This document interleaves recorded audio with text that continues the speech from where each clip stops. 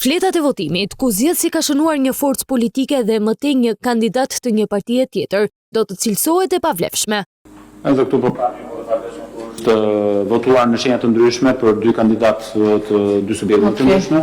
Komisioni rregullator ka sankcionuar se edhe nëse fleta ka shenja të tjera do cilësohet e pavlefshme. Në të një njolle pa dyshim edhe unë në rastin e një njolle nuk do isha thjesht. Në mbledhje u tha se nëse votohet vetëm partia ose vetëm kandidati apo edhe forca politike dhe një prej kandidatëve të saj, fleta do cilësohet e rregullt.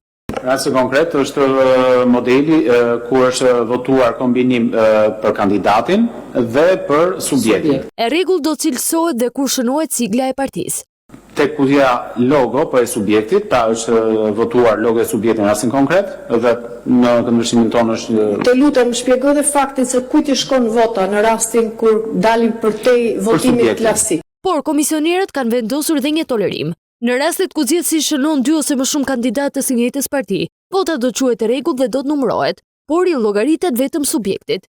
Ky është rasti ku janë përzgjedhur, dy kandidatë të njëjtit subjekt dhe qartësisht vota shkon për subjektin.